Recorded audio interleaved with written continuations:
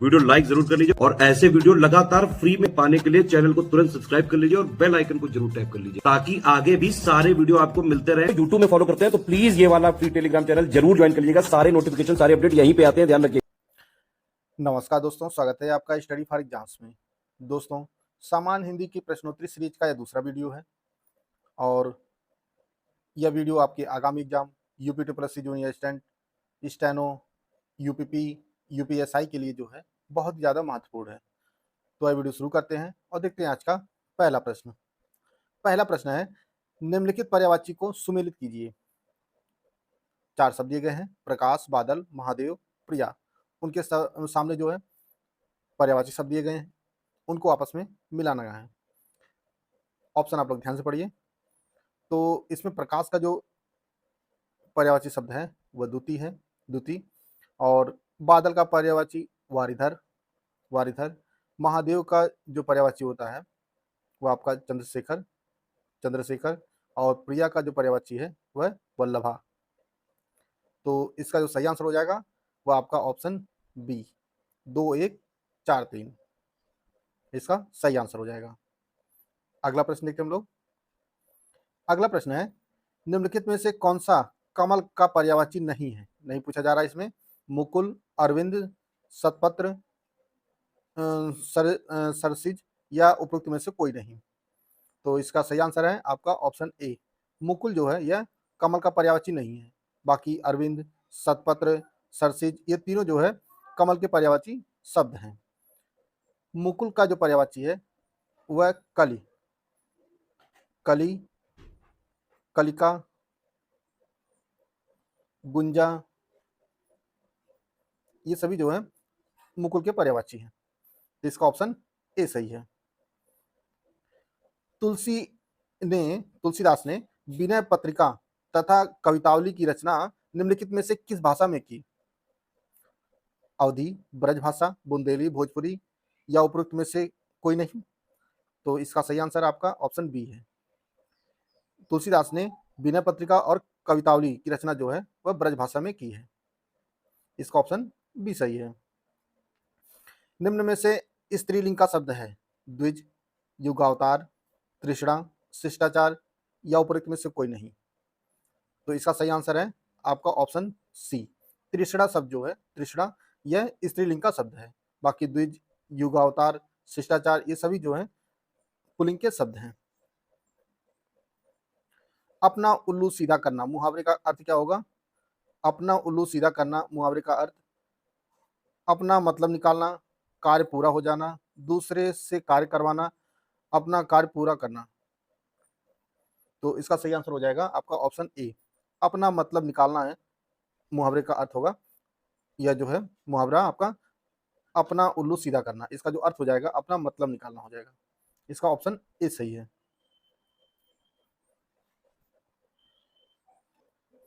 अष्टछाप कवि मंडली का गठन किसने किया था? तो अष्टछाप कवि मंडली का गठन जो है वह विट्ठल दास, गोस्वामी विट्ठल दास ने अष्टछाप कवि मंडली का गठन किया था। और इसमें कुल 8 कवि शामिल थे। 8 कवि शामिल थे। 4 इनके पिता जो थे वल्लभाचार्य, इनसे 4 कवि थे। 4 कवि कौन कौन से थे? कुंभन दास, सूरदास, परमानंद दास और कृष्णदास। ये 4 कवि इनके पिता के शिष्य थे। और 4 जो शिष्य थे वो इनके शिष्य थे गोस्वामी विट्ठल दास के। वे कौन से थे? गोविंद स्वामी, नंददासो, छित स्वामी और चतुर्भुज दास। ये 4 गोस्वामी विट्ठल दास के शिष्य थे। तो कुल जो है 8 शिष्य, 8 कवि थे और इन्हें जो है अष्टछाप कवि मंडली कहा गया है। इसका ऑप्शन सी है। एग्जाम यह भी पूछ सकता है कि कौन अष्टछाप कवि मंडली का कवि नहीं है, तो उसमें जो है एक अलग दे दिया जाएगा। तो इसमें भी एक क्वेश्चन यहाँ से बन सकता है। तो 8 कवि कौन कौन से हैं? कुंभन दास, सूरदास, परमानंद दास, कृष्णदास, गोस्वामी दास, गोविंद स्वामी दास, नंददासो, छित स्वामी और चतुर्भुज दास। ये 8 कवि थे। बढ़ते हैं अगले क्वेश्चन की तरफ। अगला क्वेश्चन है, हिमालय से गंगा निकलती है। हिमालय से गंगा निकलती है वाक्य में कौन सा कारक है? तो इसमें जो है अपादान कारक हो जाएगा, क्योंकि यहाँ पे से अलगाव हो रहा है। तो इसका जो कारक चिन्ह होता है अपादान का, से अलगाव। तो इसका ऑप्शन बी हो जाएगा। निम्नलिखित शब्दों पर विचार कीजिए, कौन सा इसमें जो है शुद्ध लिखा है, आपको पहचानना है। अतिशयोक्ति, कवित्री, दुर्वस्था, आत्मोन्नति, आत्मोन्नति। तो इसमें जो आपका अशुद्ध शब्द है वो आपका ऑप्शन जो दूसरा है, ये कवित्री, ये गलत लिखा है, यह कवइत्री होता है, कवइत्री, यह सही हो जाएगा। बाकी तीनों जो है अतिशयोक्ति, दुरावस्था, आत्मोन्नत, ये तीनों जो है सही लिखा है, केवल दूसरा जो है वह गलत है। इसका ऑप्शन सी सही हो जाएगा, 1, 4, 3। निम्नलिखित में से कौन सा संयुक्त व्यंजन है? 4 वर्ण दिए गए हैं, इनमें से कौन सा एक जो है संयुक्त व्यंजन है, आपको बताना है। तो आप सभी को पता है कि संयुक्त व्यंजनों की संख्या जो है वह 4 है, 4 संयुक्त व्यंजन है। यह जो डी वाला ऑप्शन है ज्ञा, यह संयुक्त व्यंजन का उदाहरण है, क्योंकि यह जो है दो व्यंजनों से मिलकर बना हुआ है। 4 कौन कौन से हैं? एक छतरी वाला छ, और ज्ञा, त्र और स्र, ये 4 हैं संयुक्त व्यंजन।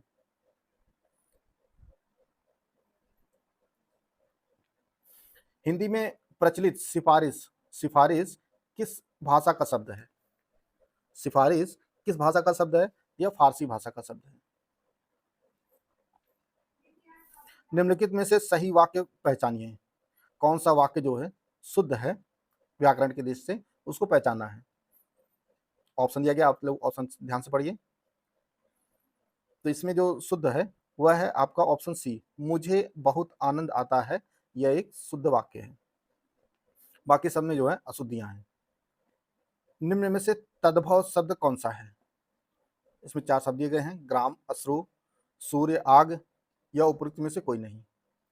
तो इसमें तद्भव जो शब्द है वो आपका आग है, और इसका तत्सम जो होता है वह अग्नि होता है, अग्नि। बाकी ग्राम, अश्रु, सूर्य, ये तीनों जो हैं वह तत्सम शब्द हैं। इसका ऑप्शन डी जो है वह सही है। दिए गए वाक्य का काल ज्ञात कीजिए। सीमा ने पढ़ाई की होगी, सीमा ने पढ़ाई की होगी, इसमें कौन सा काल है? अपूर्ण भूतकाल, सामान्य वर्तमान काल, हेतु हेतु भविष्यकाल, भविष्यकाल, हेतु हेतु मध्य भूतकाल, या उपयुक्त में से कोई नहीं। तो इसका जो सही आंसर हो जाएगा वह हो जाएगा आपका ऑप्शन डी, सॉरी ई। इसमें जो है कोई सही नहीं है, उपयुक्त में से कोई नहीं, क्योंकि सीमा ने पढ़ाई की होगी, इसमें जो है संदिग्ध भूतकाल है, संदिग्ध भूतकाल है।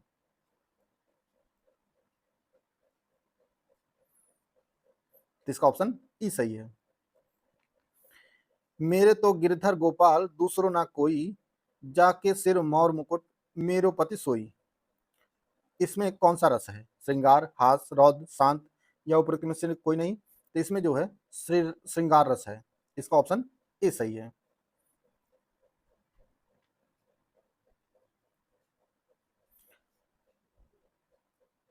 अनुज आया और कंधे को सहारा दिया, अनुज आया और कंधे को सहारा दिया, यह वाक्य किस वाक्य भेद का उदाहरण है? यह सरल वाक्य है, संयुक्त वाक्य है, प्रश्नवाचक वाक्य है, नकारात्मक वाक्य है, या उपयुक्त में से कोई नहीं। तो यह जो है संयुक्त वाक्य है, अनुज आया और कंधे को सहारा दिया। करण कारक किस वाक्य में है? 4 वाक्य दिए गए हैं, किस वाक्य में जो है करण कारक का प्रयोग हुआ है? श्याम मीरा के लिए लड्डू लाया, वह कलम से लिखता है, माँ के लिए दवा ले आओ, राम कमरे में बैठा है, या उपयुक्त में से कोई नहीं। तो इसका सही आंसर हो जाएगा, वह हो जाएगा आपका ऑप्शन बी, वह कलम से लिखता है, इसमें करण कारक है। जब कोई सरकारी पत्र ज्ञापन या कार्यालय ज्ञापन एक साथ अनेक प्रेषितों को भेजा जाए तो उसे क्या कहते हैं? परिपत्र, ज्ञापन, विज्ञप्ति, सूचना, या उपयुक्त में से कोई नहीं। तो उसे जो है परिपत्र कहते हैं। जब कोई सरकारी पत्र ज्ञापन एक साथ अनेक प्रेषितों को भेजा जाए तो उसे परिपत्र कहते हैं। निम्नलिखित में से तद्भव शब्द कौन सा है? तद्भव पहचानना है। हाथ, अस्थि, हाथ से, हृदय, उपयुक्त में से कोई नहीं है। इसमें हाथ जो है, हाथ, यह आपका तद्भव शब्द है और इसका तत्सम जो हो जाएगा वह हस्त हो जाएगा, हस्त। अस्थि का हड्डी हो जाएगा तद्भव, और हाथ से का जो हंसी हो जाएगा, और हृदय का ये हो जाएगा तद्भव। भारतीय द्वारा संपादित पत्रिका कवि वचन सुधा किस वर्ष में आरंभ हुई?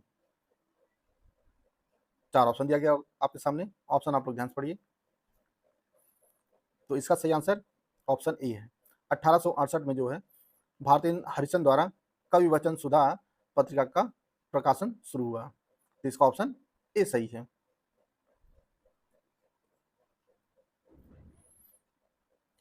जिसने अभी अभी स्नान किया हो, जिसने अभी अभी स्नान किया हो, वाक्यांश के लिए एक शब्द क्या होगा? तो इसके लिए जो एक शब्द होगा वह होगा सद्य स्नाता, जिसने अभी अभी स्नान किया हो। निम्नलिखित में उद्धरण चिन्ह कौन सा है? उद्धरण चिन्ह पहचानना है। 4 ऑप्शन दिया गया आपके सामने, ऑप्शन आप लोग ध्यान से पढ़िए, ऑप्शन आप लोग ध्यान से देखिए। तो इसका सही आंसर हो जाएगा वह आपका ऑप्शन ए। यह जो है उद्धरण का चिन्ह है, ऑप्शन ए वाला। यह योजक का चिन्ह हो जाएगा बी ऑप्शन में, और यह अल्प विराम का चिन्ह है सी ऑप्शन में, और डी ऑप्शन में जो है अर्ध विराम का चिन्ह है। यह अर्ध विराम है, यह अल्प विराम है, और यह योजक का चिन्ह है, और यह उद्धरण का चिन्ह है। कौन सा एक अशुद्ध शब्द है? कौन सा एक अशुद्ध शब्द है? अंतर्ध्यान लिखा है, मैथिली शरण लिखा है, विधवत लिखा है, प्रामाणिक लिखा है। तो इसमें जो मैथिली शरण शब्द है यह आपका अशुद्ध है, यह मैथिली होता है, मैथिली शरण, यह शुद्ध हो जाएगा। तो ये जो है बी ऑप्शन इसका सही है। हिंदी साहित्य का अतीत, हिंदी साहित्य का अतीत अतीत शीर्षक पुस्तक के लेखक कौन है? हिंदी साहित्य का अतीत जो पुस्तक लिखी है यह आपका विश्वनाथ प्रसाद मिश्र ने लिखा है। यह पुस्तक जो है ऑप्शन बी इसका सही है, विश्वनाथ प्रसाद मिश्र। मूर्ति देवी पुरस्कार एक भारतीय साहित्यिक पुरस्कार है जो प्रतिवर्ष किसके द्वारा प्रदान किया जाता है?